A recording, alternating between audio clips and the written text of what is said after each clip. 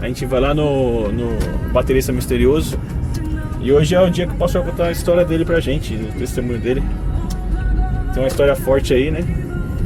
Aí ele fala assim, não, foi tranquilo, eu passei uma situação aí, rapidinho superei. Aí, ó, tá a galera aí, ó. Aí, pessoal. Tudo bem? Bom dia. Aí, ó. O João Pedro é nosso guitarrista misterioso. Já. E o Natanael é nosso baterista misterioso. E o Rubens é misterioso. Parecendo?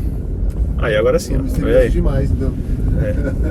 Então é isso aí, ó. A gente vai hoje aí vai cair algumas vezes do celular, mas o importante é a mensagem, né?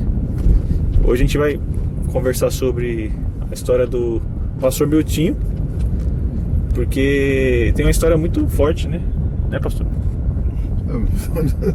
Eu não sei o que é forte, né? Até hoje eu não sei o que é forte. Aí ele fala, nasci no lar cristão.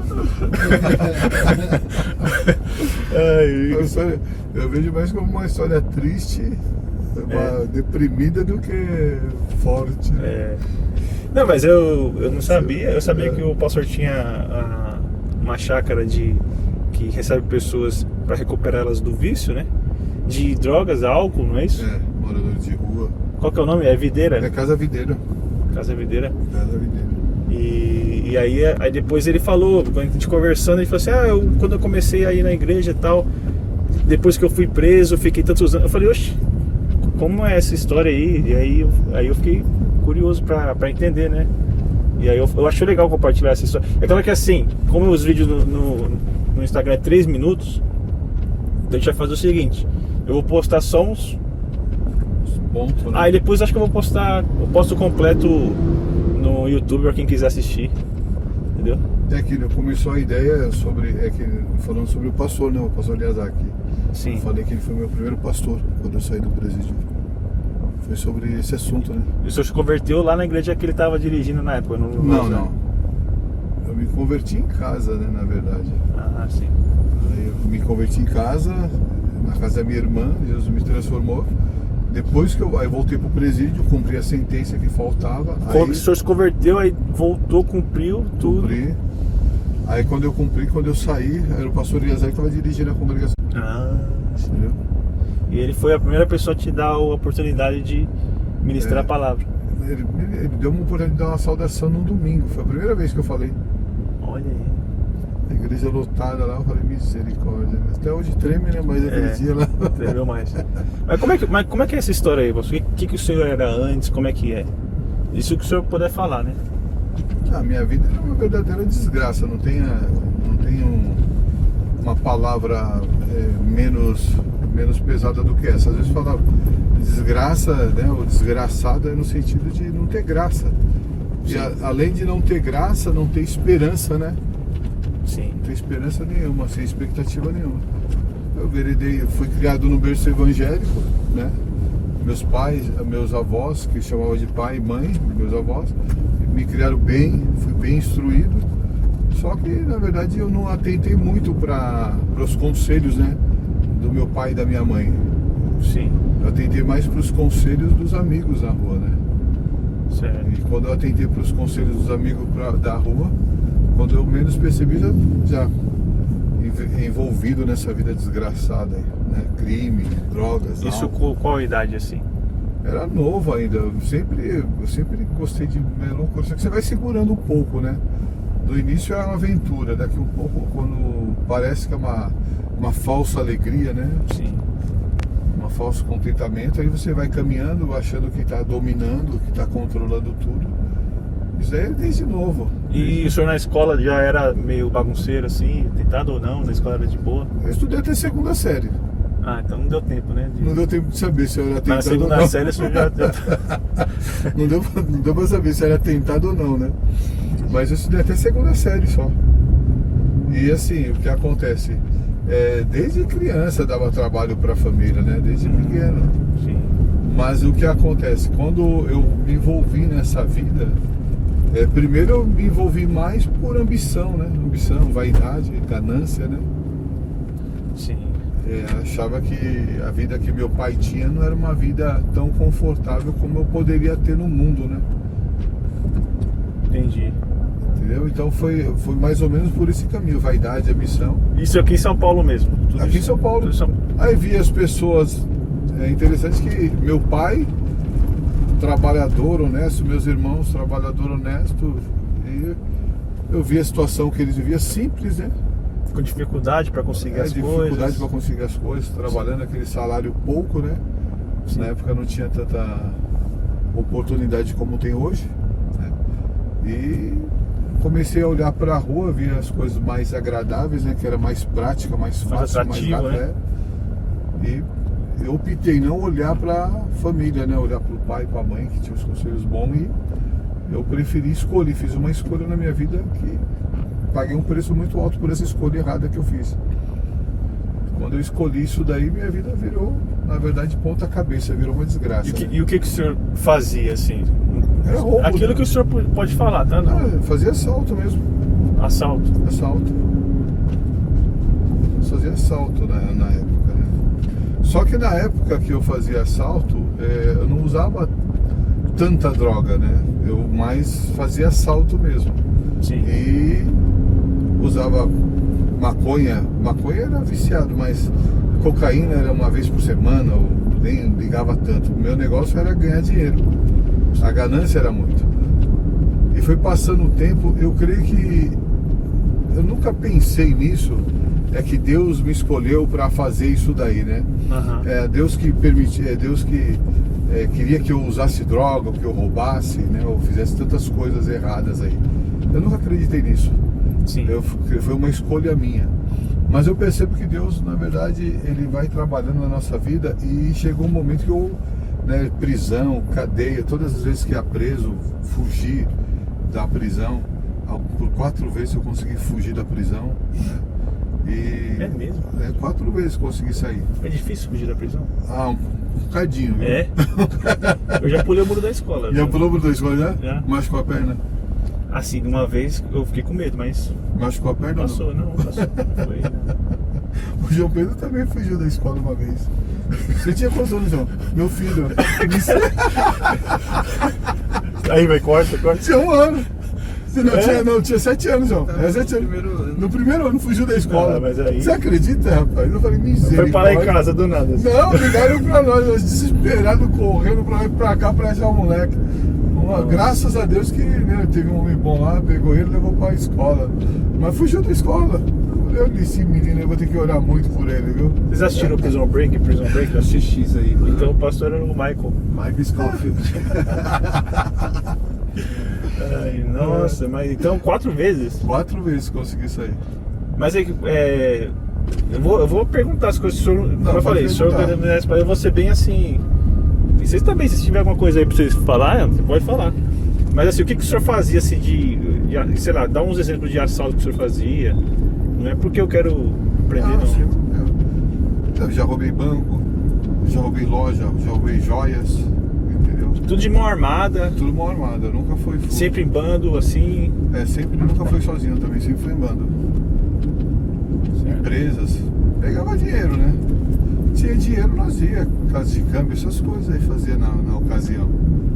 Hoje mudou bastante, né? Hoje é muito tráfico, Sim. entendeu? Hoje não tem tanto assalto, hoje você pode ver que é pouco. Hoje quando os caras roubam um celular, né? Não é isso? Mas antigamente não, antigamente não era tanto tráfico. Tanto que nessa época, quem era traficante não era bem visto no meio do crime. Você acredita? Porque traficante trazia, a ideia que tinha que traficante trazia mal para a família, né? Então, quem era bem Entendi. visto dentro dos presídios mesmo, na casa de detenção, né? Eu fiquei na casa de detenção, lembro, 97, 98, e de lá eu fui transferido. Mas eu lembro que nessa época, nessa década de 90, quando nós chegava dentro de um presídio e era assaltante, nós era bem recebido, tal, os caras. Mas quando era traficante não era bem recebido, não. Hoje mudou, né? Hoje que faz mais é o tráfico, né? Não é mais. Não tem tanto assalto. Quando se vê, os meninos estão roubando aí, tirando a vida das pessoas por causa de um celular. Então era mais ou menos isso daí. Entendi. E. Pô, chocante, hein? Chocante. E o senhor já fez muitos assaltos, assim? Ah, não dá pra contar, não. É? E sempre, é sempre... Fugiu os dedos da mão. E era sempre já. instituição, nunca era na rua assim pra pegar alguém, nada. Não, Sempre instituição. sempre instituição. Ia lá, estudava o lugar, como é que é? É, tinha que planejar, né? Fazer um projeto para. Não era uma faculdade de música, né? De educação musical, né? É. Não era uma faculdade, não. Mas, qual que é mais fácil, saltar ou tocar violão? Ah, meu irmão, vou falar uma coisa pra você: tocar violão. Tá vendo? Tocar violão. Tá vendo? E a diferença é gritante, né? Porque o tocar violão não é que seja tão fácil. Para mim é uma coisa de 7 cabeças. Só que é mais gratificante, né? Não causa mal para mim nem para outros, né? Traz uma certa. Mas, é claro. Traz uma certa alegria. Já o outro. Não. É claro que tem gente que toca e causa mal pros outros também, né? Tem, né? Isso que é terrível, né? O ouvido dos outros. É, exatamente. Não sei, a gente tá comparando assalto com Meu tocar Deus, violão. você viajou agora. Corta essa pra cortar. Não, mas assim, isso aí com qual idade o senhor tinha, assim, quando o senhor foi começar mesmo a fazer esse tipo de situação? Antes do 15 eu era simpático, né? Antes dos 15. Era bem simpático mesmo. Eu gostava disso, eu tinha alegria nessa vida, antes dos 15 anos. Mas depois minha mãe biológica, ela faleceu quando eu tinha 16 anos, em fevereiro de 89. Depois que ela faleceu, eu fiquei 9 meses na igreja, né? Sim. Eu fiquei 9 meses na igreja. Aí quando eu saí da igreja, minha vida já começou a... Ah, sim. Então o senhor ia pra igreja, tá? Era a Assembleia de Deus? Eu fui desde criança, né, pra igreja. Só que eu parei muito novo, né, pra escola dominical, tudo. E quando minha mãe faleceu em 89, que eu tinha 16 anos, eu fiquei 9 meses na igreja, exatamente. Eu batizei nessa época. Sim. Eu fiquei 9 meses na igreja, fui batizado nas águas e fui batizado com o Espírito Santo dentro do ônibus. É mesmo? Dentro do ônibus. Porque eu tava com tanta dor, eu creio, né? E na época eu pedia com intensidade isso a Deus. Sim. E eu fui batizado dentro do ônibus. Falei em mistério, falei em línguas estranhas dentro do ônibus. Esse pessoal sem entender nada. Só esse assim, negócio- você não fiz aquela cena, não. Não foi um negócio... Não, que nem você era, pentecostal. É isso, que eu girava, né? Eu só aquele pentecostal mais presbiteriano, entendeu? Levanta a mãozinha pro céu. É o pentecostal presbiteriano. É assim, ó. Levanta a mão pro céu, aleluia, glória a Deus. Como que é, João Pedro, que eu falava na igreja lá? Aleluia, rei da glória. Aleluia, ainda não, mas ele não faz de novo. Aí desse jeito aí, entendeu? Mas assim, não era. Mas foi uma coisa muito maravilhosa e marcante da minha vida, né? Ó, só explicando pro pessoal que vai assistir o que é batismo com o Espírito Santo, né? Que as pessoas às vezes vão estar na dúvida. Não vou entrar na polêmica das diferentes interpretações, só vou falar o que a gente entende aqui, tá bom? Porque tem igreja que entende que o batismo do Espírito Santo são coisas diferentes, né? A evidência é falar de línguas Isso. estranhas, outros não, né? Então, assim, o batismo do Espírito Santo que a gente está falando aqui é no qual a pessoa, através do Espírito Santo, fala novas línguas, né? Línguas que não são... que a gente não é a língua que a gente aprende a falar. É tipo o Espírito Santo, através desse dom, a pessoa inspirada pelo Espírito Santo começa a falar em outros dialetos, conforme o Espírito Santo conduz a pessoa, né? Então é isso. É isso que é o batismo do Espírito Santo. Ele falou que foi no ônibus. Aí, como vocês estão vendo aí, não foi uma coisa também a ponto de escandalizar as pessoas, falar, nossa, esse cara tá louco. Não foi nada disso. Chapou o coco, né? Apesar de que tem gente que vai sempre achar, e enfim, isso aí não tem problema. Tem coisas, as coisas espirituais não se explicam com os costumes mundanos, né? Então. Mas As coisas espirituais não discernem carnalmente, né? Só Exato, espiritualmente. exatamente. Então é isso que a gente está falando. Mas aí voltando pro caso, aí o senhor começou a... Olha os caras correndo aí. Seu pai já foi assim, né, Renato? Eu acho que sim. É. Você tem vontade ou... Não sei, mano. Quem sabe? Quem sabe? Então aí o senhor começou a fazer os assaltos assim, e aí o senhor foi preso. Como é que foi o senhor ser preso assim? Como é que foi essa história? Ah, fui várias vezes preso. Ah, é? E como é que funciona? A pessoa é presa, é solta, o que acontece? Ah, tem vários... De fiança, como é que é? Fiança não tinha, para assalto não tem fiança, né? Ah, sim. Tinha brechas na lei que dava para você sair. Quando não era flagrante, entendeu? Ah, Algumas transparência na lei. Mas assim, às vezes que eu fui, na maior parte eu fiquei preso. Quando não negociou, eu fiquei. Quanto tempo você ficou preso? Eu fui 6 vezes preso. Nossa. 6 vezes eu fui preso. E você fugiu 4 vezes? Fugi 4 vezes. Caramba. Poxa! O cara é o próprio Michael. É. o Michael, Fui velho. preso 6 vezes. Nessas 6 vezes, somando tudo, de ida e volta, deu mais ou menos uns 10 anos e meio. Nossa. Mais ou menos uns 10 anos e E meio. como é que é a rotina assim lá da cadeia? Mas Como é que é? É realmente desconfortável?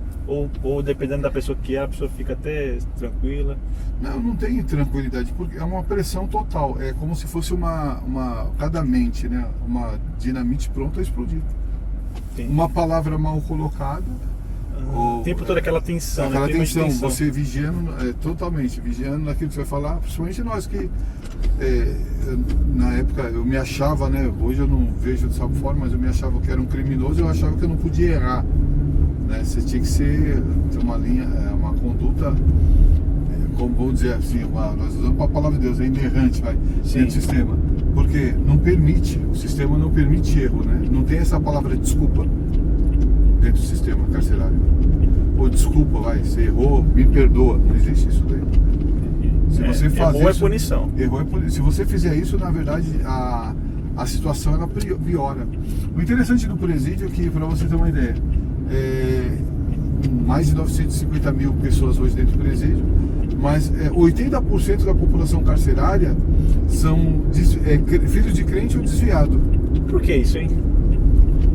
Então, isso é uma coisa meio doida. Não é pra ser o contrário? O correto seria para ser o contrário. Mas assim, eu nunca aceitei que falasse que meu pai era culpado. Sim. Pelo fato de eu me envolver nessa vida, né? Sim. Pelo contrário, meu pai sempre foi uma bênção para minha vida.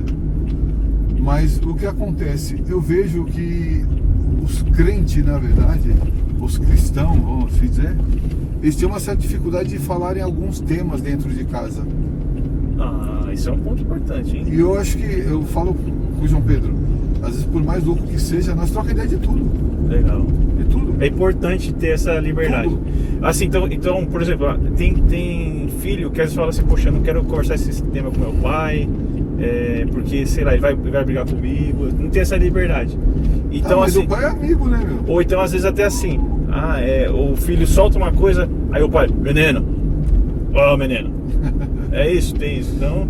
É que o pai, ele não é tido como amigo, né? Aí amigo é quem tá na rua, vai. Só que os amigos da rua, ele vai, na verdade, comandar teu coração de uma forma destrutiva, né? Porque amigo, ele fala a verdade, não é aquele que passa a mão na sua cabeça, tudo que você fala é legal, é bacana. Por exemplo, você vai chegar com um amigo e fala assim, pô, meu pai é chato pra caramba, eu tô louco pra sair fora de casa. Eu falo assim, mano, demorou. É isso mesmo, mano. Seu pai faz isso com você, cara. Você é louco. E dentro da casa dele tá pior. Sim, Só que ele acha que, na verdade, assim, ele tá dando um conselho bom pra você, às vezes cego do jeito que é, né? Sim. Pelo fato de ser cego. Então acontece muito isso. Não tem essa liberdade de você dialogar sobre álcool, sobre droga, sobre prostituição, sobre homossexualismo, entendeu? Não tem liberdade. E é um fato, é uma realidade, você tem que ser tratado isso daí, dentro de casa. Porque se você não falar, a rua vai falar. Entendeu? Sobre todos esses temas. Na minha época, na verdade, o tema era esse, né? Sim. O que eu vivia, né? Então não tinha muito o que falar sobre isso. E assim, eu não vejo meu pai como culpado, foi uma escolha errada que eu fiz, né? Sim. Mas muitos pais hoje, eles têm essa ideia, né? Ou nasceu assim, e as crianças vai criando essa verdade dentro dele e acham que é assim, né? Mas eu vejo... Qual foi a pior coisa que você viu dentro do presídio? Meu, aí você é louco, cara. A pessoa só o corpo, sabe o que é só o corpo? Sabe o que é só o corpo? Só a carcaça? Não, só o corpo, só sem cabeça, sem braço, sem perna. Nossa. Com o rasgado. Só o tronco, né? Mas isso os próprios presidiários os próprios fazendo presidiários. esse tipo de ação. Sem o buraco no peito, né? Tirar do coração. Os caras tinham mania de morder o coração. Tinha alguns Gente. macetes. Vi de tudo. Mas assim, dentro do presídio, uma coisa que é interessante é que os caras que que é filho de crente, eu creio que é mais uma atuação satânica mesmo, cara. Só pode ser, não é normal. Não é normal, porque, poxa vida, o cara é criado ali ouvindo a palavra de Deus e de repente, por um motivo ou outro, se revolta contra o próprio sistema da igreja mesmo, né? Só que não é porque a igreja, por isso que a Bíblia diz para olhar para o autor e consumador da nossa fé, né? Porque é Cristo. Sim. Porque as pessoas sempre olham para os defeitos, né? Só que a igreja, para você ter uma ideia, por mais defeito que ela tenha, a igreja, ela é o braço para esse mundo, sabia? É o braço, eu falo, sempre costumo dizer, a pessoa fala assim, não, o Estado nada, a igreja que ajuda o Estado, não é o Estado que ajuda a igreja, cara. Sim. Estende a mão, o trabalho que nós fazemos na Casa Videira mesmo é a igreja estendendo os braços para a sociedade, sendo que o Estado que deveria fazer. Porque o que acontece, às vezes as pessoas pegam uma instituição corrupta, uma igreja corrupta, e leva isso como um padrão. Por quê? Mas é a minoria, você pode ver, é o que está na mídia. É o que está na mídia. Exatamente. Às vezes está mais em evidência, né? Exatamente. Aí se escandaliza, por exemplo, e começa a colocar defeitos. Só que hoje essa moda que pega, né? Hoje essa moda é terrível. Né? Existe uma moda aí, eu vejo mais como uma moda desses jovens. Então eles vão veredando por esses caminhos aí, se enfiando nessa moda, achando que o bacana é isso. Antigamente o que era bacana? O mais bacana era você pegar um cigarro de maconha e fumar na frente das pessoas. Era uma moda. Pra mostrar que você que você é descontraído, que você é ligeiro, que você é esperto. O cara fumar droga o cara é da hora, vai. Isso daí que era legal. A forma do sistema mesmo. Você fala assim, pô, é uma coisa que sempre nos deixa inquieto, né? Você tem que dizer, todo cuidado é porto. Aí o cara entra assim do nada, né? É hipocrisia. Não, mas é bem interessante isso aí que o senhor falou. Essa parte da família, de conversar, de ter essa liberdade para conversar, porque eu acho que tem muito nesse tabu, assim, né? Porque o pensamento vem, para você ter uma ideia, quando o pensamento ele vem, da onde que vem o pensamento? Ele surge. Não, surgiu, né? O pensamento. Vem do meio, né? Mas qualquer pensamento, vai. Você tá parado lá. Sim, sim. Surge um pensamento, vai. Aí você começa a pensar nele, vai. Ou você pode alimentá-lo, sim. Você pode destruí-lo também, vai. Ou alimentar ou destruí-lo. Você tá nas suas mãos, vai. Sim. Só que ele surge, meu. É como se fosse. Tem situações que é tentação, né? Ou tentação. A pessoa é tentado fazer algo, vai. Ele pode alimentar ou não, tá nas mãos dele. Se ele tem o conhecimento da palavra de Deus, ele sabe o que é certo e o que é errado. Assim, não estou falando sobre lei criminal, não, sobre isso aí, né? Mas estou falando dentro da igreja mesmo. Aí surgiu, aí o cara às vezes, na verdade, assim, não tem essa preocupação de entender que é pecado e gera morte aquilo lá. Aí o cara vai veredando por esse caminho, aí vai. Por exemplo, surgiu um pensamento dele usar droga. Porque de repente um amigo falou, ele brigou dentro de casa, vai. Teve uma discussão dentro de casa, vou tomar uma cerveja, vou fumar um cigarro de maconha, vou fumar um cigarro, qualquer coisa que seja. Então vai vir, só que ele pode destruir ou construir, ou na verdade fortalecer isso. E está nas mãos dele. Eu sempre pensei dessa forma aí. Porque você tem condições de dizer não. Sim. E se você tem uma família que sempre está conversando com você, alertando, por mais chato que seja, porque é chato ser repreendido, ninguém gosta, né? Se tem alguém falando para você, te lembrando disso daí, porque nós esquecemos muito rápido das coisas, te lembrando, meu, cuidado com isso daí, cara. Eu creio que fortalece mais a tua vida quando chega nesse momento crucial aí, né? Desse embate que esse combate que você vai ter, você vai dizer não. Está nas suas mãos. Porque o pai e a mãe, às vezes, ele tem medo de perder o filho, né? Se falar a verdade. Entendi. Ele tem medo. Mas vamos lá. Agora, sobre presídio, vai. O que acontece dentro do presídio. A maior parte crente, a minoria católico e a minoria macumbeiro. Como que pode uma coisa dessa daí? Então, isso é a ponto de se refletir, né? Exatamente. Aonde está o erro, vai? Ateu mesmo ou difícil ter? Até onde está o erro, né? Eu acho que não deve ter ateu no presídio. Quê? Ateu, ele falou, ateu no presídio não deve ter, pessoa que não acredita em nada. Ah, eu nem creio em ateu, eu creio mais em ator do que ateu, cara. Porque na hora do vamos ver mesmo, ele vai. Então- Duvido que ele vê umas peixeiras daquele tamanho lá, duvido que ele não vai Todo ver mundo vira Jesus. crente, exatamente. Tem umas peixeiras lá no presídio? Meu Deus do céu. Isso o senhor já viu alguma vida, assim, ou presenciou vidas, pessoas morrendo no assalto? Já, isso aí já vi, já. Tipo assim, a pessoa ali inocente mesmo. Pessoa que Ou tipo, tá ali ou trabalhando, ocupado ou inocente.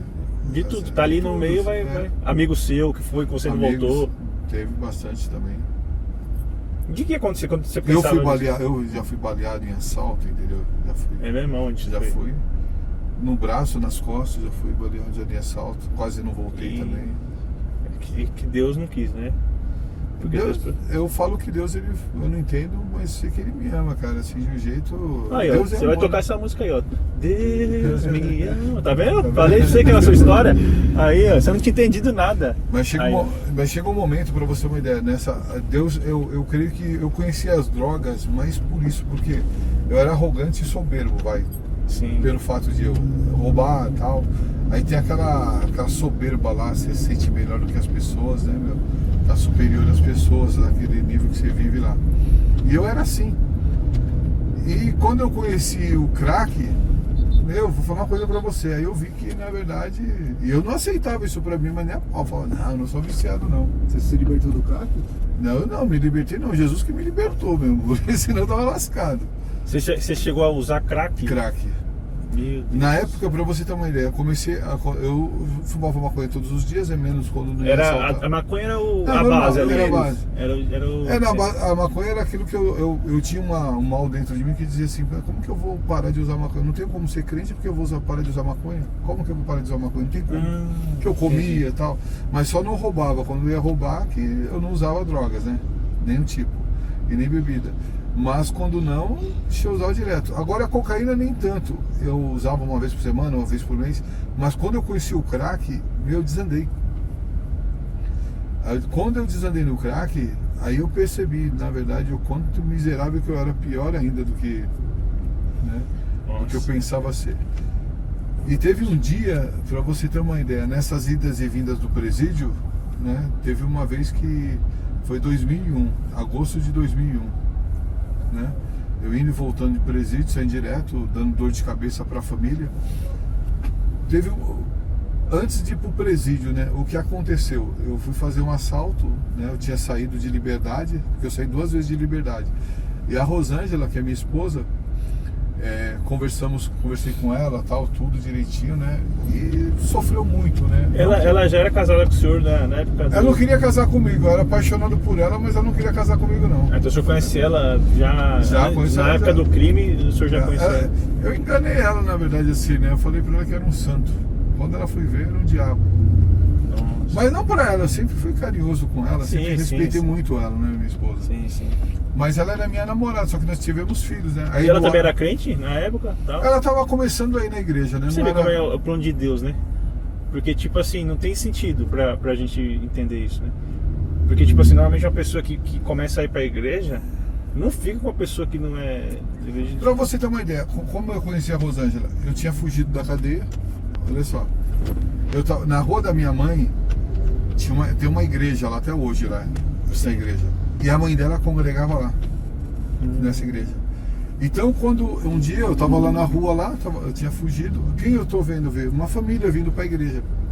Ela é minha sogra hoje, né? A Rosângela é a irmã dela e a prima dela, parece o colega dela. Quando eu vi a Rosângela, eu me apaixonei. Aí. Aí os caras que estavam do meu lado, eu falei assim, meu, você é louco? O cara falou, não, eu tô apaixonado mesmo. Aí eu vou... Aí eu chamei ela pra sair. Eu falei, você não quer comer uma pizza comigo, não? Ela olhou pra minha cara, deu risada de mim.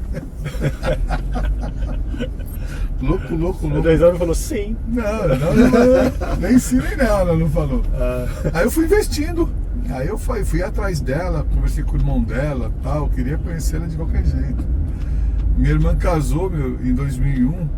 Aí eu falei pro cunhado dela, o irmão dela era amigo, trabalhava com o meu cunhado, né? Aí eu cheguei nele e disse, sua irmã, cara, eu comecei a ir pra cima. Aí um dia eu chamei ela pra conversar, né? Eu acho que estava tudo encaminhando direitinho, né? Eu falei assim, agora vai. Só que até então, todo mundo ouvia falar de mim lá, ela não, eu não sabia que era eu, né? Aí o que aconteceu? Eu não sabia quem era eu. Aí um dia eu falei pra ela, assim, filha, só que tem um pequeno probleminha aí, eu fugi da cadeia, entendeu? Ela falou, não, você tá louco, eu quero você. Ela não quis mais nada. Eu falei, mas vamos fazer um acordo assim, vai. Se eu voltar pro presídio, você não precisa de me visitar, você larga eu lá e acabou, mas vamos passear um pouco, vamos curtir um pouco aí. E foi por isso que Tem conversa, hein? Não, conversava um pouquinho bem, era feio pra caramba, sou feio pra caramba, mas eu conversava um pouquinho bem, vai. Escrevia bem também, nos presídios, que escrevia cada carta pra ela. Aí o que aconteceu? Nessa caminhada, nessa trajetória aí de estar junto, 3 meses eu fui pra cadeia. 3 meses eu tava dentro da detenção. Esse cara te achou na rua. Fui preso, né? Aí fui para a detenção. Aí quando eu cheguei na detenção, ela foi visitar na cadeia primeiro aqui no distrito policial. Ela foi, depois eu fui mandar para a detenção. E ela continuou indo, na verdade, e foi indo, e passou o tempo, ela estava do meu lado, nunca desistiu de mim. Sempre me repreendendo, né, não concordando com aquilo que eu fazia.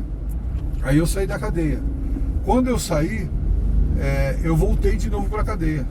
Aí eu saí de novo, voltei pra cadeia. Mas essa primeira vez que o senhor saiu, você já tinha cumprido a pena toda? Não, eu tava devendo pra justiça alguma coisa ainda, né? Porque você sempre sai devendo alguma coisa, ou sai de condicional, ou sai de albergue, né? Aí o que aconteceu? Nessa época que eu saí, eu cheguei nela e falei pra ela, não, ficar sossegado. Só que é o seguinte, eu fui fazer um assalto, eu fui preso. Quando eu fui preso, quando eu caí na rua, eu tava de moto, né? Quando derrubaram a moto, tudo, eu lembro que eu no chão falei, agora eu perdi a Rosângela, eu lembrei dela primeiro. Nossa. Eu falei, agora eu perdi ela. E fui pra cadeia. Aí quando eu cheguei dentro do presídio, aí eu liguei pra ela, eu falei assim, filha, eu tô aqui e tal, mas ela falou, o problema é seu, né? Tava revoltada comigo. Mas aí conversei com ela, só que aí eu comecei, pra você ter uma ideia, como que é Deus, né? Hoje eu percebo, né? Eu comecei a planejar o quê? Dentro do presídio, dentro da cadeia. Eu vou fugir. Só que, se eu for pro fórum, eu vou chegar, eu sempre menti pro juiz, né? Toda vez eu menti. E toda vez ele me condenou. Essa coisa mais verdade, eu não sei se eu rio, né? Toda vez ele me condenou, o juiz. Eu tô falando assim, agora, né, meu? Agora é engraçado. Agora é engraçado. Mas eu tô dizendo que eu achava... Não, sim, aí, né? não, sei. Eu acho interessante que assim, eu menti e fui condenado. Só que dessa vez eu comecei a elaborar, né? Falei, eu não vou mentir pro juiz, vou falar a verdade pro juiz. E comecei a planejar o que eu ia falar pro juiz. Só que nessa que eu comecei a planejar o que ia falar pro juiz, eu falei, eu vou tentando fugir. Se eu for chegar no juiz, eu vou falar com ele. Agora, se não, eu vou embora antes. Só que é o seguinte, tinha alguns amigos na rua, nessa época, que falaram pra mim assim, Milton, nós vamos te resgatar. Entendeu? Nós vamos te resgatar. Então, pra mim, tava tudo certo, vamos resgatar. Aí, dentro do sistema carcerário, nós tem vários tipos de amizade, né? Então, um amigo do outro lá falou, não, vamos. Aí nós formamos um time pra nos resgatar. Só que sempre dava errado. Em 9 meses eu passei em 14 cadeias. Em 9 meses. E a Rosângela ia me visitando, né? Só que eu nunca falava pra ela. Tinha um dia eu falei, tipo, por que acontece isso, né? E ela viu, né, os caras me chamando de irmão dentro da cadeia. Ela falou assim, irmão e tal. Só que eu falei, não, eu sou crente, filho. Aí os caras tentando resgatar, né? Aí eu falei, não, filho, você é louco? Aí eu falei, eu sou crente pra você ver. Aí eu ligava pra ela, cantava um hino, né? Eu tava Irmão eu tinha na cadeia. Aí, o que aconteceu? Não dava certo. Não dava certo mais nem a pau de ir embora. 9 meses preso. Só que, e nesses 9 meses eu fui 3 vezes pro fórum. Na primeira vez que eu fui no fórum, era uma juíza, né? E quando chegou para essa juíza, ela falou assim, Milton, você está sendo acusado de ter cometido um assalto, tal dia, né? Falando, né? O que o senhor tem a dizer sobre isso? Eu falei, excelência, com todo respeito, eu poderia ter 5 minutos ou 3 minutos que seja para me falar? Ela falou, não, pode ser, mas você fez ou não? Eu falei assim, não, eu quero respeitá-la, eu não quero dizer assim, foi eu, mas eu sou culpado, né, do crime que eu estou sendo acusado. Mas eu quero te dizer que eu sei dos meus direitos, eu conheço meus direitos. Eu sei o máximo que eu posso, foi o que eu tinha elaborado para falar, né? Eu falei, eu sei o quanto que eu posso ser condenado, o máximo, 16 anos e 8 meses nesse crime, né? Só que o que eu quero colocar para a senhora é que eu já estou condenado já. Olha só como que é as coisas. Eu falei, por que eu estou condenado, excelência? Porque eu tenho uma mulher que não é casada comigo, mas sou apaixonado por ela. Linda. Eu tenho filhas, a Carolina e a Eduarda, que são lindas. Eu tenho um pai e uma mãe que são bênçãos na minha vida. Só que eu desperdicei essa oportunidade que vocês me deram. Vocês me colocaram em liberdade. E eu peguei essa liberdade e joguei fora. Olha só. E quando eu falei para isso aí, eu falei assim, eu joguei essa liberdade fora, eu sou burro. Então eu já estou condenado. A senhora pode me condenar 300 anos. Mas a condenação que eu tenho hoje, ela é mais dolorida do que a senhora pode imaginar. O sofrimento que me causou isso daí. Esse erro que eu cometi. Você já tinha sentido essa, vamos dizer assim, essa percepção antes? Porque parece que já está parecendo que você já está começando a mudar ali. Não, então, quando eu fui preso, quando eu estava caído, eu pensei nisso daí nelas. Porque eu nunca me preocupei com nada, cara, com família nem nada. Assim, essa foi a primeira vez que eu parei e falei, caramba. Porque todas as vezes, na verdade, eu sempre amei minha família, sempre respeitei muito minha mãe, meu pai. Sempre amei muito eles. Eu só não conseguia. Você dá aquilo que você tem, né, cara? Não tinha nada, então. Sofrimento. Aí, o que aconteceu? Na verdade, eu era dessa forma aí, porque era uma escolha que eu fiz. Eu estava aprisionado. No início era brincadeira, mas depois eu não tinha mais como sair daquilo, né? Eu era um preso, vai. Aí o que aconteceu? Nesse dia que eu falei para a juíza, eu conversando com a juíza, eu falei, eu tô condenado já, eu tô sofrendo muito. E ela, quando eu voltei pro presídio, né? Sim. Quando eu voltei pro presídio, aí chegou a sentença para mim depois de um tempo. A sentença, ela foi uma coisa louca, porque ela me condenou em 5 anos e 4 meses no semiaberto. Essa sentença, ela é impossível para uma pessoa que eu já tinha passado, já tinha fugido. É impossível para mim. Quando ela me condenou nisso, quando me falou, Milton, você foi condenado, tal, o oficial de justiça falou, eu dei um grito dentro da cadeia, eu falei, glorificado e exaltado seja o nome santo do Senhor. Só que eu não era crente. Me perguntava, você é crente? Eu falei, não, eu sou crente, só que eu sou rebelde.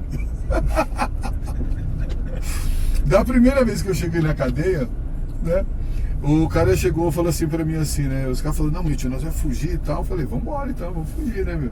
Eu tô louco pra ir embora, você é louco, cadeia, né? Aí os caras vão. Aí só que chegou a noite, na hora de fugir, o buraco tá aberto lá, nós ia sair por baixo, né? Aí, ó, é o Prison Break. O buraco tá aberto lá e todo mundo sujo lá. Aí o que aconteceu? Aí vai embora, não vai.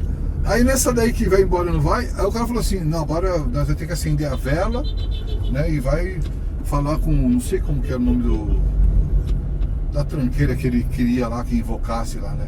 Eu falei, mas eu sou crente, mano, não vou segurar a vela não. Não, mas você é louco, você é crente, mano? Eu falei, eu sou crente. Mas como você é crente, meu irmão? Você tá roubando? Eu falei, não, eu sou rebelde, mas eu sou crente, eu vou segurar em vela não, mano. Aí saiu um certo contrito na hora lá, né? Assalto tudo bem, né? Mas agora a vela... A vela não, isso é de brincadeira, mano. Aí os caras falaram, você é louco, cara. E na verdade ninguém foi embora. Deu errado lá, caiu lá, não deu certo. Aí eu saí dessa cela aí e fui pra outra cela. Foi 40 embora. 40 embora. Eu falei, caramba, eu quero... 40 fugiram? 40 fugiram, depois de 2 semanas. Aí eu falei, caramba, eu fui transferido pra outra cadeia, depois de 2 dias eu fugi. Caramba. Ah, fugi depois de 2 dias. Aí eu subi pela... Aí fala que é tia, né? Você faz uma corda e joga lá pra cima lá. Aí conseguimos ir embora. Pulou o muro. Não, você sobe numa corda, como se fosse uma corda de lençol, né? Sim. Que fala que é tia, aí você sobe e vai embora. Aí serra lá os ferrolhos que tem lá em cima e vai embora. Eu fui embora. Então, pra você ter uma ideia, essa foi a primeira vez. Agora, dentro da cadeia que chegou a sentença pra mim, eu gritei, glorificado seja Deus. Os caras olhou assim, meu, o que foi, meu tio? Eu falei, 5 anos e 4 meses sem me aberto. Os caras falaram, é Deus mesmo, mano. Porque todo mundo, às vezes eles têm vergonha de falar, mas todo mundo é filho de crente, cara. Conhece a palavra de Deus.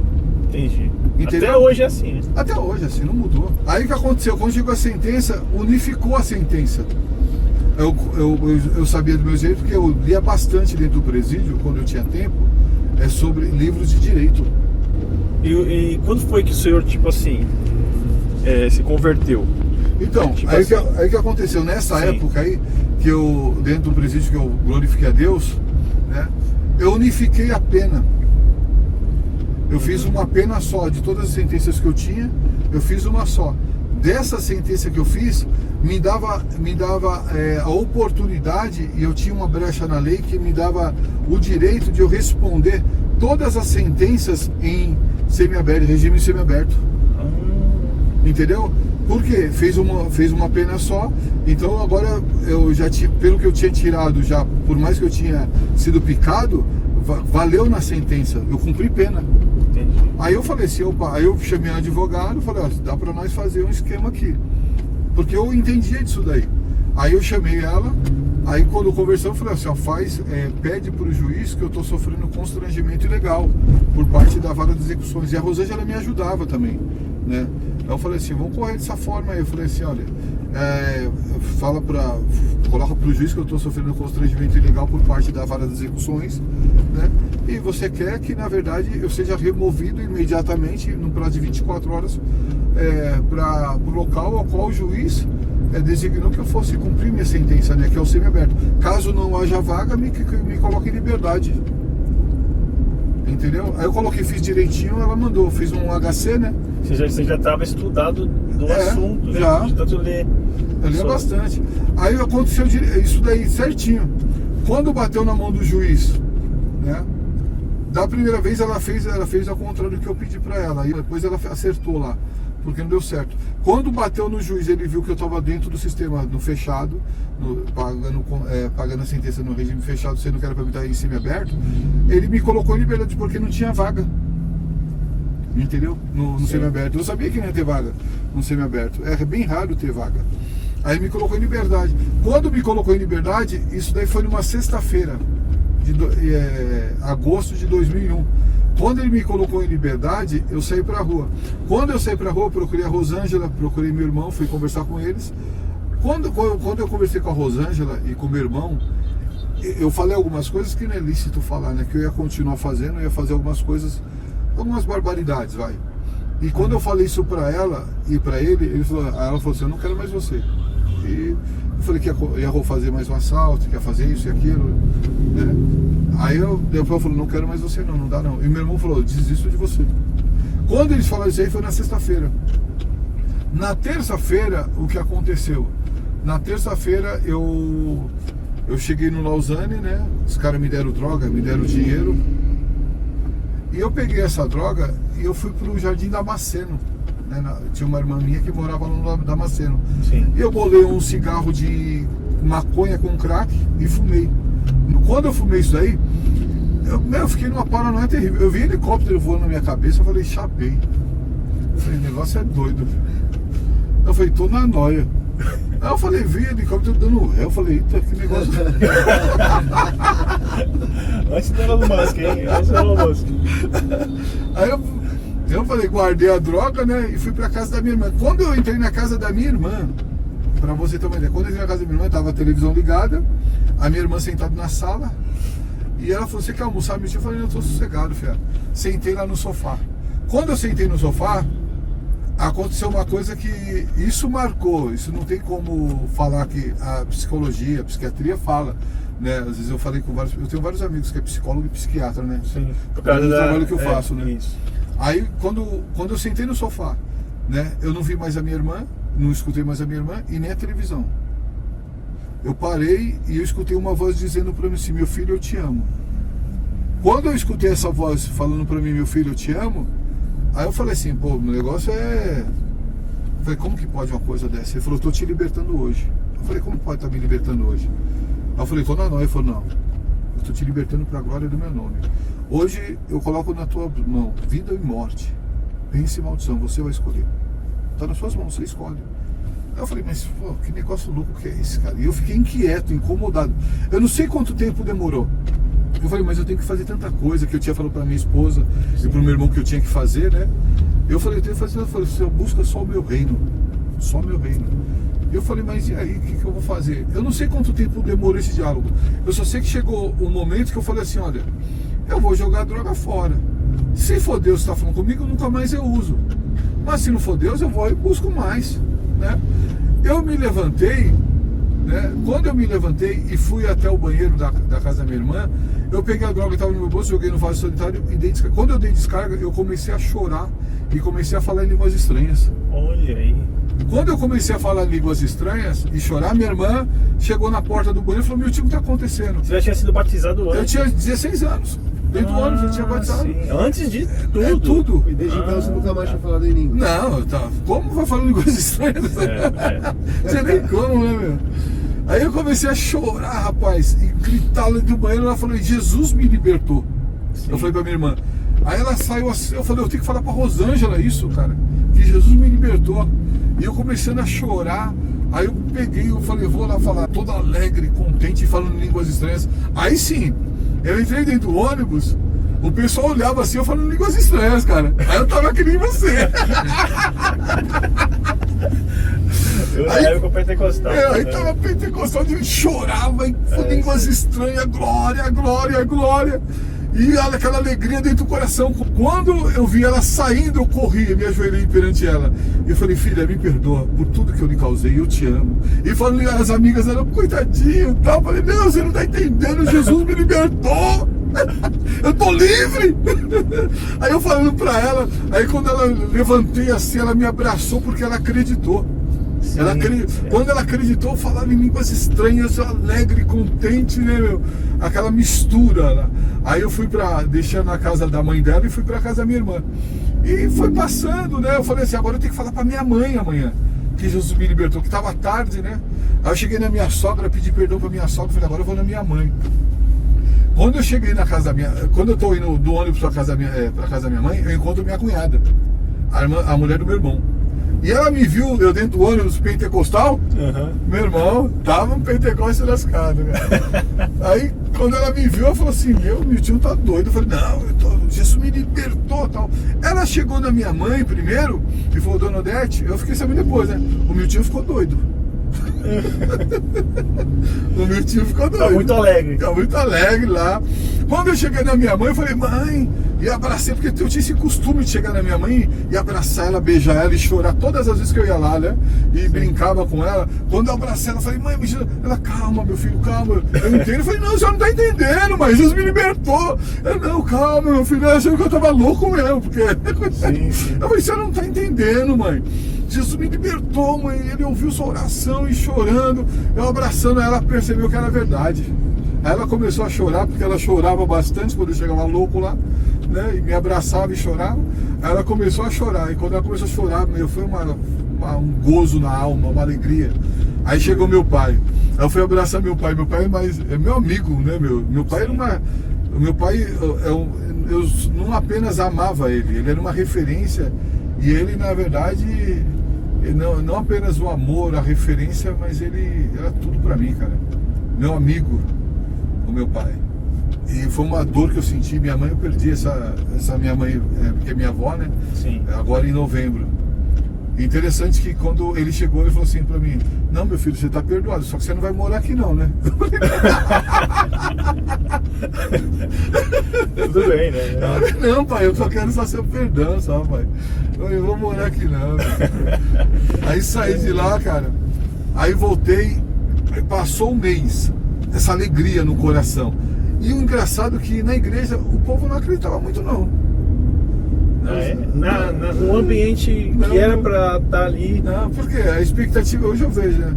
Quando, não sei, o ser humano ele tem uma coisa que é estranha, cara.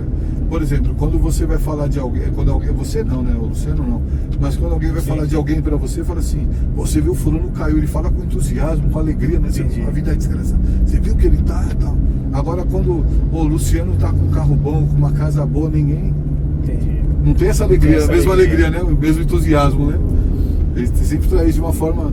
Vai questionando, né? Da onde será que veio isso? Onde que conquistou? Ô, pastor, eu tenho uma pergunta. Ah. Como que foi essa transição pro senhor, tipo, de sair da vida que o senhor tava, do crime, das drogas, assim, tipo, e ir pra igreja dentro da visão do crime? Porque geralmente os caras, né, eles não aceitam isso muito bem, né? Eles não levam muito bem quando acontece essa parte da pessoa abandonar o crime. Como que foi pro senhor, tipo, sair? O senhor saiu tranquilo, abandonou as amizades de boa ou teve alguns problemas? Não, teve alguns problemas porque, Natanael, é interessante, ó. Quando, nessa alegria toda que eu tava, aconteceu o quê? À noite eu falei pra Rosângela assim, Deus falou sabe, quando o Espírito Santo de Deus abre a Bíblia, Deuteronômio capítulo 28, e eu abri. Quando eu comecei a ler o Deuteronômio capítulo 28, dava lá a respeito das bênçãos e da maldição. Aí eu liguei pra Rosângela e falei, Rosângela, eu nem vou ler a parte da maldição, porque só não vou ser mais desobediente ao Senhor. Eu prefiro morrer do que ser desobediente ao Senhor. Só me avisei, tá, João? Aí que aconteceu? No outro dia, eu li a parte. No outro dia, quando eu cheguei na casa dos meus pais, o oficial de justiça tá lá. Sim. Que tinha aparecido a vaga pra mim no semiaberto. Eu tinha que me entregar até quarta-feira.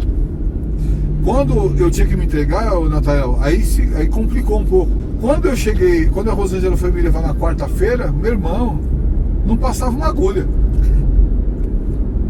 Porque o negócio era terrível. Era terrível.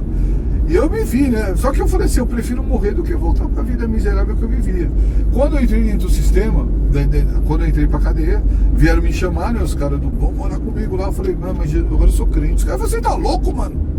Eu falei, não, agora Jesus me libertou, não quero mais essa vida para mim e tal.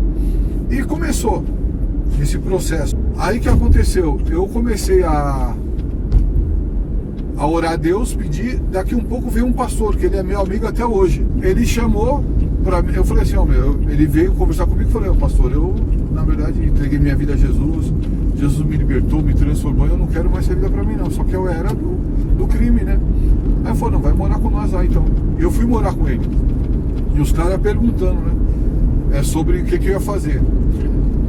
Aí os caras me chamaram pra conversar e falaram assim, meu tio, o que você quer? Eu falei, eu quero servir a Deus, né, meu? Sabe o crime. Mas você sabe que não é assim que funciona, né? Porque existia uma normativa lá, tal, eu tinha empenhado uma palavra, tal, tinha assinado um documento, que eu tinha que cumprir aquilo que eu estava prometendo cumprir. Tá bom.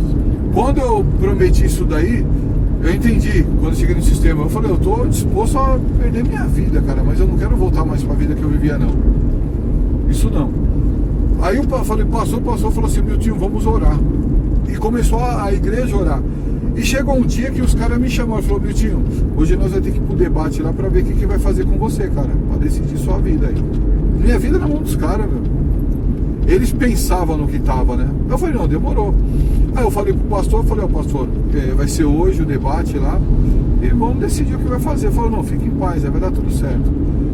Quando eu fui pro debate, os caras falaram, e aí, meu, você tem nós está colocando de uma forma para você não se prejudicar. Você tem a oportunidade de voltar e continuar com nós, ou de repente você pagar pelo preço que, né, meu, que você sabe qual é da saída. Você que vai escolher. Eu falei, não, o que eu quero que vocês entendam é que não foi eu que abandonei, foi Jesus que me resgatou. Tá, em primeiro lugar. Jesus que me resgatou e minha vida agora pertence a Ele. Ele tem todo o poder. O poder está na mão dele, não está na minha nem na de vocês. Aí quando pegaram o telefone e colocou na pessoa que ia resolver essa situação, eu falei, meu tio, e aí, meu? Eu falei, tudo bem e tal, começamos a conversar. Esse cara era um amigo meu. Eu comecei a conversar com ele e dialogar com ele. Eu falei, mas o que você quer, mano? Eu falei, o que você fez, mano? Eu falei assim, Jesus me resgatou, meu irmão. Eu não tenho o que fazer. Eu vim pra cá porque eu sei da minha vida diante de Deus. Eu não estou preocupado com o que vai acontecer.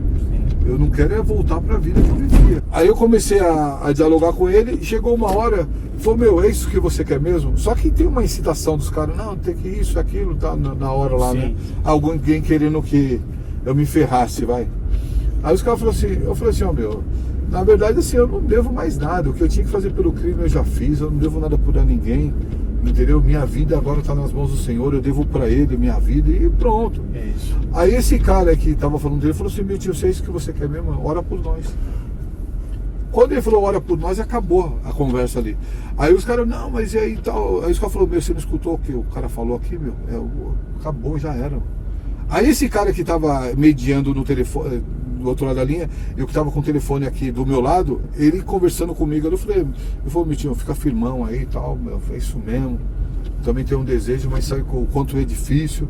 Eu falei, não, meu Deus, vai dar tudo certo para você também. E eu comecei a evangelizar. Quando eu saí dessa cela, desses caras, e fui para a cela dos crentes, eu tinha 120 crentes de joelho, cara. Nossa. Tinha 120 crentes de joelho olhando por mim. Aí eu entendi o porquê deu certo, né, meu? Sim. Aí dali por diante eu comecei a pregar dentro dos presídios. Parece e tal. Pedro, o Pedro quando foi preso. Aí comecei a pregar dentro do presídio, casei com a Rosângela, me casei com a Rosângela, saí pra casar com a Rosângela. Que bênção. Era pra mim ficar cerca de 5 anos dentro do presídio, eu fiquei 7 meses só. Ó, pra você ter uma ideia, não é porque o Nathanael tá aqui não, mas eu saí numa das saidinhas, né? Era pra mim sair. No Natal não deu pra sair, né? Porque era final de ano. Mas eu fiquei preso, fiquei lá, não fugi. Lá era muito fácil de fugir, eu não fugi. E fiquei lá. Mas chegou um dia que eu fui no culto, aí a irmã Maria estava ministrando. E eu estava no último banco lá. Ela falou assim, eu vejo o Senhor colocando algo na mão de alguém, né? Meu irmão, eu abri minha mão e fiquei com a mão aberta. Falei, opa, você tá colocando... Pra mim, é pra mim. Ela falou, vejo o Senhor colocando algo na mão de alguém. Eu segurei a mão assim, ela falou, fecha a mão, eu fechei. Eu falei, ninguém toma aqui. Por tudo que é mais sagrado, cara. À noite, quando eu voltei pro presídio, a minha liberdade estava lá. 7 meses eu fiquei. Aí saí do presídio, eu cheguei em casa. 7 meses de 7 5 anos e tanto. Eu fiquei só 7 meses só. Já era um milagre do 5 anos. É. E aí desses 5 anos você ficou 7 meses. Aí eu paguei na rua, né? Assinava a carteirinha todo mês. Fui assinando durante quase 5 anos. Fui assinando e graças a Deus. E hoje você não deve nada. Nada pra justiça. Em 2012 eu voltei pra cadeia. Mas porque eu inocente, né? Voltei pra presídio.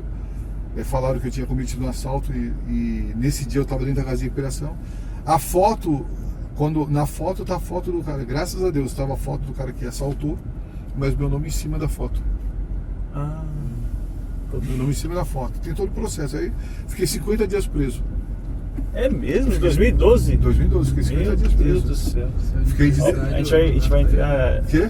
Pode ir. Aniversário da Tayana Novo. Aniversário. É mesmo? Porque o aniversário do João Pedro é junto com o meu. Nossa, poxa vida. Você entendeu? Então assim, Deus na verdade permitiu que eu fosse pro presídio. Você entendeu, Nathanael? Sim. Você entendeu? Entendi. É porque é difícil, não é fácil você Não, largar, isso né? aí é um ponto. É. Depois eu vou querer saber se dos seus amigos de lá, se algum se converteu. Aí. O que tava, ele se converteu, o Baiano. É. Hoje ele é crente pra glória de Deus. Alguns se converteram, né? E uns morreram e outros continuam presos. Ah, é? Uma boa parte morreu, uma boa parte continua preso ainda. Os que estão presos têm contato com o senhor? Depois que eu saí do presídio, eu voltei para evangelizar, né, dentro do presídio. Uhum. Então eu tive bastante contato com eles ainda. Hoje nem tanto, mas eu tive porque teve uma época quando eu desfez a detenção abriu muito presídio por vários lugares do estado de São Paulo, né? Então dispersou bastante. Mas com alguns eu tive contato ainda. Mas muitos morreram já. E os que estão presos estão condenando mais 300 anos de cadeia. Nossa. Os caras estão tudo Perpétuo. Não é perpétuo porque no Brasil não existe, tem. né? É. Perpétuo no Brasil. Você fica 30 anos, né? No máximo. É isso? É que hoje a lei essa lei, o nome que se dá é a lei dos 30, né? Hoje é bem complexa porque hoje precisa de passar pelo psicólogo, psiquiatra e pela ciência social para ver se está apto para voltar para a sociedade, entendeu? Então não é só cumprir os 30 anos. Tem essa. Porque tem muito psicopata diagnosticado, né? Tem. Que é um distúrbio, né? E qual foi o ano mesmo de conversão? 2001? 2001. Depois daquele dia lá, o senhor nunca mais usou droga, nada? Nada. Nunca mais fez Estraga crime? pra nunca mais. Nada. Nunca mais. Vai para 25, vai para 24 anos agora em agosto. Nunca mais. E foi. Meia idade, né? Não, e foi curioso, porque assim, o senhor teve vamos dizer assim, um processo de conversão, pelo que eu entendi, porque o senhor foi começando a reconhecer as coisas, reconhecer família, e foi perceber, teve o lance lá da juíza, mas também teve a ação específica, né? Eu creio que foi o próprio Deus trabalhando, né? O Espírito Santo de Deus trabalhando. Ele que convence o homem do pecado, né? porque ele vai trabalhando de uma forma, e o Espírito Santo ele não tem, ele não acusa, não aponta ninguém, né? Eu acho que o tratamento dele conosco é uma coisa sobrenatural. O cuidado, o zelo, o amor, né, que ele tem. Eu creio que foi o próprio, assim, ainda que eu achei que eu era esperto, quando eu falei que elaborei para falar para a juíza, ou para o juiz, né? Eu creio que foi o próprio Espírito Santo de Deus me conduzindo já. Porque não foi uma coisa normal. Sim. Achei que era esperto, né? Mas para mim era esperteza e não foi. Foi o próprio Deus tratando já. Tanto que concluiu na libertação. Sim, Na total. conversão. E que mensagem que o senhor dá para as famílias, né? E para as pessoas que vivem essa situação? Ou diretamente a pessoa que tem esse vício? Porque eu não sei, parece que quando a pessoa tá ali envolvida no vício, ela não tá muito pensando em libertação, assim, O escravo ele não tem liberdade, né? Ele não tem opção. Ele é escravo. Quem liberta é Jesus. A família que tem uma pessoa nessa condição é crer no poder da palavra de Deus, continuar orando com esse estilo e sempre falando a verdade. Nunca pode omitir a verdade da pessoa, né? É pecado, é crime. Ele tem que falar a verdade. E assim, amar a pessoa, sobretudo, e crer que Deus tem o poder para transformar. Isso é para quem tem um parente nessa situação, né? E conhece a palavra de Deus. Entendeu? É continuar orando, insistindo, né? E para que Deus ele venha realizar essa obra gloriosa na vida da pessoa. Eu creio que Deus pode fazer. Sim. E Deus tem os seus meios de trabalhar. O problema é que às vezes a família coloca na mão de Deus e depois quer agir com as próprias mãos. Exatamente. Mas à esquerda. E não dá muito certo, nunca deu certo não. Por quê? Ou você crê ou você não crê, né? Ou você confia ou você não confia. A pessoa fala que confia, mas daqui a pouco tá colocando a mão. E atrapalha o trabalhar de Deus e o agir de Deus. O que é colocar a mão pro senhor, que o senhor entende? Por exemplo, esses dias aí ligaram pra mim pedindo ajuda, né? Uhum. O rapaz foi preso. Filho de uma irmã e de um irmão foi preso. Aí ligou pra mim querendo colocar, desesperado, não, meu filho tá preso e tal. Ele queria colocar advogado pra... Eu falei, vai colocar advogado pra quê, meu irmão? Deixa o menino preso lá. Ele tava fazendo o quê? Vendendo droga na porta da escola. Meu filho tá aí, João Pedro. Eu ensino, educo ele, ajudo naquilo que for preciso. Se ele se envolver nisso daí, meu irmão, você acha que eu vou pagar advogado? Tem que sofrer a punição da lei, né? Não, eu acho que, assim, toda ação tem uma reação. Se ele cometeu um crime, tem um crime cometido. Não sou eu que eu vou pagar. Eu falei pra mãe, eu falei, não, mas pelo amor de Deus é meu filho. Eu falei, se é o filho dos outros, pode. Vai ter que pagar, agora o seu filho não. Então assim, eles querem ser mais bonzinho do que Deus. Se aconteceu dele preso, vai orar para que Deus possa libertá-lo e transformá-lo. Porque no caso do senhor mesmo, a vez que o senhor foi sincero, ou seja, falou a verdade, andou de acordo, foi a vez que Deus abençoou. A verdade é que faz toda a diferença na vida do ser humano, né? Então assim, a família intervém. Outra coisa também, às vezes a pessoa tem um dependente químico alcoólico dentro de casa, e ele quer ser mais bonzinho do que Deus. Ele quer ser melhor do que Deus. Deus é justo. E Deus ele é santo, ele não compactua com essas situações. Ele ama o pecador, mas abomina o pecado. E a família, na verdade, às vezes ele quer ser mais bonzinho do que Deus. E precisa ter uma ação rígida, né? Uma vez meu pai ele colocou para fora de casa e no momento ali eu achei que era errado. Hoje eu vejo que ele tinha razão. Entendi. Porque eu não queria... Uma coisa é, por exemplo, a pessoa não querer respeitar a casa que mora. Você pode praticar o que for na rua, mas dentro da casa você tem que respeitar, meu. E a família aceita, muitas vezes, porque acha que... Entendi. Entendeu? Então assim, colocou na mão de Deus, deixa que Deus trabalha. Se ele for preso, deixa preso, ora por ele. Se ele quiser, na verdade, morar na rua, deixa morar na rua. Não deixa em casa, não sustenta vagabundo. O problema é que as pessoas querem, na verdade, fazer de uma forma como boazinha, né? E se as pessoas vão criticar, vão falar mal, não. É uma escolha que ele fez para a vida dele. Ele vai dar conta da escolha que ele fez. Mas ele está consciente, né? Da sua casa precisa ter respeito. Vai respeitar? Bom, se não for respeitar, meu filho, então... Fico com medo do julgamento, né?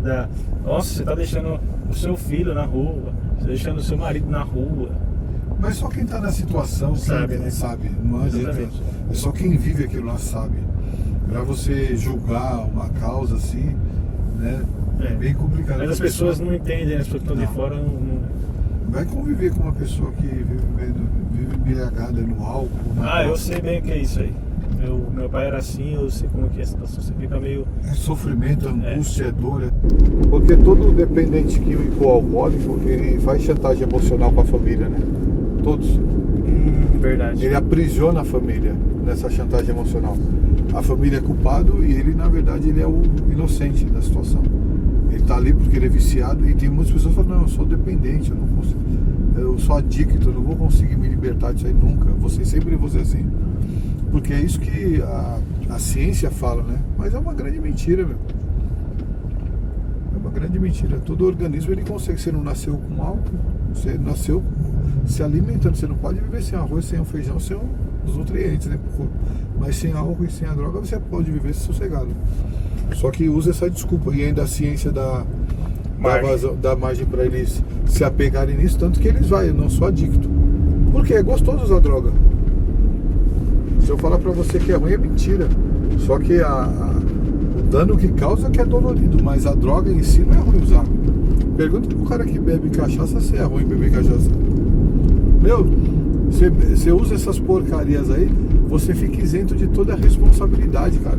Você não precisa de pagar aluguel, você não precisa de pagar água, você não precisa de pagar luz, não precisa pagar nada. Não precisa de correr atrás de alimento, fica vagabundo. O cara vai querer parar de beber pra quê, meu? Sim, entendi. Agora você ser consciente, né, lúcido, aí você fala assim, pô, tem que pagar aluguel, tem que pagar casa, tem que pagar água, tem que pagar luz, tem que correr atrás do alimento. Isso daí é um trauma, meu. Qualquer cara fica doido. Você vai tirar um cara da rua, aí você fala assim pra ele assim, ó. Você fala, meu, eu vou te ajudar, velho, pra você sair da rua. Aí o cara, você vai ajudar? Vou te ajudar, meu. Então, tá bom, então demorou, então.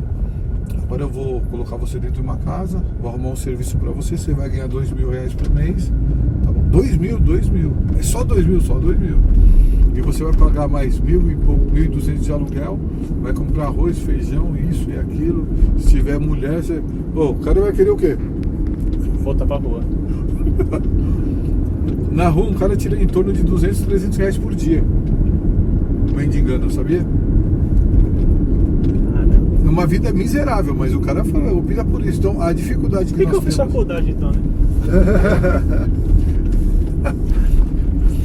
Pra você ter uma ideia, pra eles, na verdade, assim, você vai fazer esse trabalho e vai conscientizá-lo que é uma vida... Eles não enxergam que é miserável. Porque estão escravos, entendeu? Isso é de uma libertação, cair as escamas dos olhos. E é difícil mesmo. A maior dificuldade que nós temos para ajudar os dependentes químicos não é tirar eles da droga, porque se tira, mas a droga não sai deles, entendeu? Você tira eles da rua, mas a rua não sai deles. Eles continuam com os mesmos hábitos, os mesmos costumes, né? Às vezes para só de usar droga e álcool, mas não tem a responsabilidade, não quer assumir nunca. Quer continuar uma pessoa irresponsável, entendeu? A dificuldade maior que se tem é de conscientizá-lo que ele tem responsabilidade agora.